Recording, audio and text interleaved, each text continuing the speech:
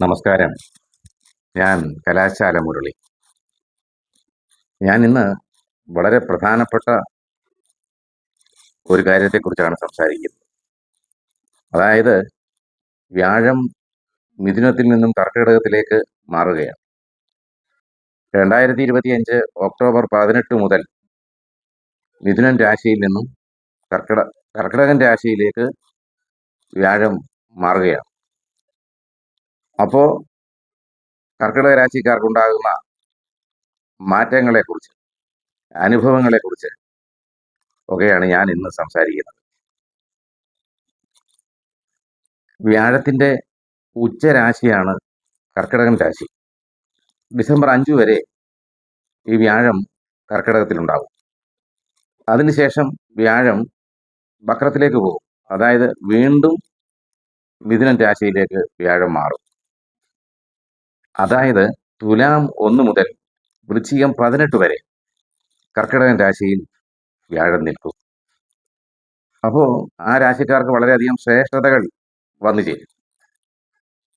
വ്യാഴം ആർക്കും ദോഷം ചെയ്യുന്ന ഒരു ഗ്രഹമല്ല, അതൊരു ശുഭഗ്രഹമാണ്. നമ്മൾ ജ്യോതിഷം നോക്കാൻ ഒരാൾ വരുമ്പോൾ ആ ആളിന്റെ വ്യാഴത്തിന്റെ നില എവിടെയാണെന്ന് നോക്കിയാണ് ആ ആളിന് ദൈവാധീനം ഉണ്ടോ, കാര്യങ്ങളൊക്കെ ശുഭകരമാകുമോ എന്ന് നമ്മൾ നോക്കുന്നത് വ്യാഴത്തിന്റെ നിലയനുസരിച്ചായി. സത്യസന്ധതയുള്ള ഒരു ഗ്രഹമാണ് വ്യാഴം. സത്യത്തിൽ പറഞ്ഞാൽ ദേവഗുരുവായ ബൃഹസ്പതിയാണ് വ്യാഴം. അതിൻ്റെതായ ഐശ്വര്യം വ്യാഴം നിൽക്കുന്ന രാശിയിലും വ്യാഴം ദൃഷ്ടി ചെയ്യുന്ന രാശിയിലും ഒക്കെ ഉൾപ്പെട്ട നക്ഷത്രങ്ങൾക്കൊക്കെയും ഉണ്ടാവും.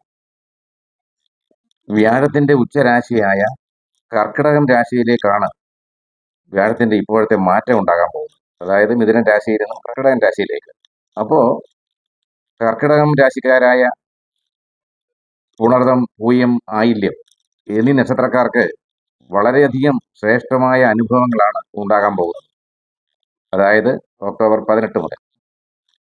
അപ്പോൾ ആ വ്യാഴത്തിന്റെ മാറ്റം ഈ നക്ഷത്രക്കാരെ എങ്ങനെ ബാധിക്കും എന്നാണ് നമുക്കിന്ന് ചർച്ച ചെയ്യേണ്ടത്. വളരെ ശ്രേഷ്ഠമായ അനുഭവങ്ങളൊക്കെ അവർക്ക് വന്നു ചേരും. ഇപ്പോ വ്യാഴം നിലനിൽക്കുന്നത് മിഥുനൻ രാശിയിലാണെന്ന് പറഞ്ഞല്ലോ. അതുകൊണ്ട് എന്താണെന്ന് ചോദിച്ചാൽ കർക്കിടകൻ രാശിയുടെ 12ാമത്തെ രാശിയാണ് മിഥുനൻ രാശി. ആ രാശിയിൽ വ്യാഴം നിൽക്കുന്നത് കൊണ്ട് ഇപ്പോ നിലവിൽ കർക്കിടകൻ രാശിക്കാർക്ക് അത്ര അനുകൂലമായ ഒരു സമയമൊന്നുമല്ല. വളരെയധികം കഷ്ടതകളുടെ നടുവിലാണ് ഇപ്പോൾ കർക്കിടകം രാശിക്കാർ. ദൈവാധീന കുറവ് ഇപ്പോൾ ഇവർ അനുഭവിച്ചുകൊണ്ടിരിക്കുകയാണ്. കുടുംബത്തിൽ സ്വസ്ഥതയില്ലാത്ത ഒരനുഭവമാണ് ഇപ്പോൾ നിലനിൽക്കുന്നത്. മാനസിക അസ്വാസ്ഥ്യങ്ങളൊക്കെയും വർദ്ധിച്ച് പ്രവൃത്തി മേഖലയിൽ പല തടസ്സങ്ങളും ഉണ്ടായിക്കൊണ്ടിരിക്കുകയാണ്. രോഗാവസ്ഥകളൊക്കെയും വർദ്ധിക്കുകയും രോഗാവസ്ഥകൾ മൂലം ധനച്ചെലവ് ഏറുകയും ചെയ്യുന്ന ഒരു സന്ദർഭമാണിപ്പോൾ. ഭാഗ്യാനുഭവങ്ങൾക്കൊക്കെയും തടസ്സം വന്നുകൊണ്ടിരിക്കുകയാണ്. ഉദ്ദേശിച്ച കാര്യങ്ങളൊന്നും നടക്കാത്ത അവസ്ഥ. എല്ലാ മേഖലകളിലും, പ്രവൃത്തി മേഖലകളിലും തടസ്സങ്ങൾ തന്നെയാണുള്ളത്. ഒരു കാര്യങ്ങളും മുന്നോട്ട് പോകുന്നില്ല. നമ്മൾ എത്ര ആഗ്രഹിച്ചാലും ജീവിത പുരോഗതി ഉണ്ടാകാത്ത ഒരു സ്തംഭനാവസ്ഥ ഇപ്പോൾ നിലനിൽക്കുകയാണ്.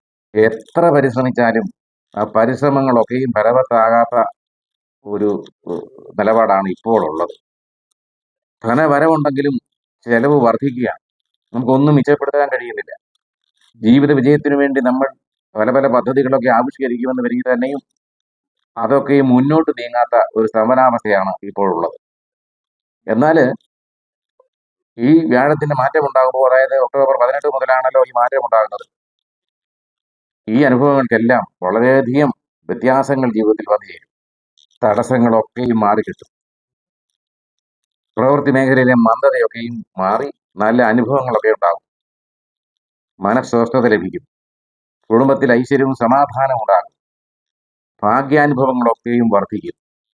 പുതിയ സംരംഭങ്ങളൊക്കെ തുടങ്ങാനും അതിൽ നിന്ന് ആദായം ലഭിക്കാനുമുള്ള സാധ്യതകൾ വർദ്ധിച്ചു വരും. സഹായ സ്ഥാനങ്ങൾ വർദ്ധിക്കും. പുതിയ പുതിയ സംരംഭങ്ങളിൽ നിന്നും ഒക്കെയുള്ള ആദായം നമുക്ക് ലഭിക്കുകയും പുതിയ തൊഴിൽ മേഖല കണ്ടെത്താൻ പറ്റുകയും ചെയ്യും. സന്താന ഗുണവും തൊഴിൽ സ്ഥിരതയും ലഭിക്കും. മേലധികാരികളുടെ പ്രീതി ഉണ്ടാവുകയും സ്ഥാനക്കയറ്റം ലഭിക്കുകയും ധനാഗമ മാർഗങ്ങൾ വർദ്ധിക്കാനുള്ള അവസരങ്ങളൊക്കെ വന്നു ചേരുകയും ചെയ്യും. കലാകാരന്മാർക്കും സാഹിത്യകാരന്മാർക്കും സൽകീർത്തി ബഹുമാനം ലഭിക്കും. വിദ്യാഗുണം നേടും.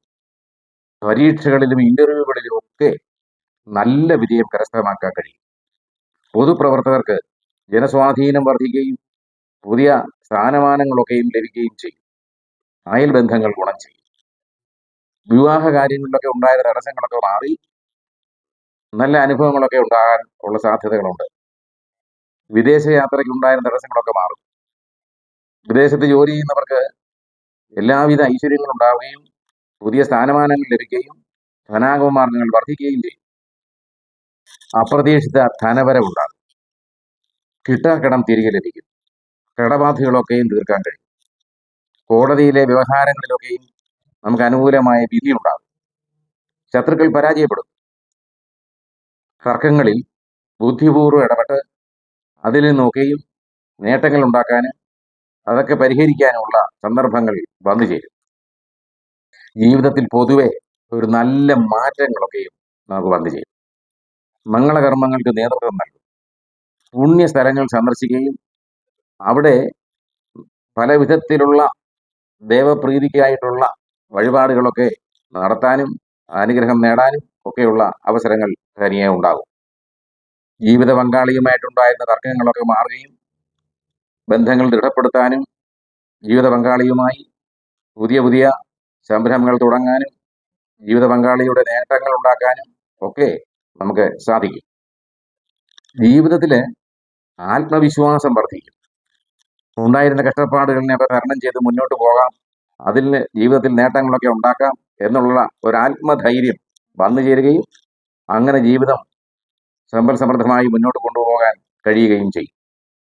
ഈ അവസരത്തിൽ വ്യാഴത്തെ കൂടുതൽ പ്രീതിപ്പെടുത്താനായി കൃഷ്ണക്ഷേത്രത്തിൽ വ്യാഴാഴ്ച തോറും കദളിപ്പഴ തിരുമധുരവും തൃക്കൈവെണ്ണയും ഭാഗ്യസൂക്താർച്ചനയും നടത്തുകയും വിഷ്ണു സഹസ്രനാമം ദിവസവും പാരായണം ചെയ്യുകയും ചെയ്താൽ ഈ അനുഭവങ്ങൾക്കൊക്കെ കൂടുതൽ ശക്തി ഉണ്ടാവുകയും നല്ല രീതിയിലുള്ള അനുഭവങ്ങൾക്കൊക്കെ കാരണഭൂതനാവുകയും ചെയ്യും. അങ്ങനെ നല്ല അനുഭവങ്ങളോടുകൂടി മുന്നോട്ട് പോകാൻ കഴിയട്ടെ എന്ന് ജഗദീശനോട് പ്രാർത്ഥിക്കുന്നു. നന്ദി, നമസ്കാരം.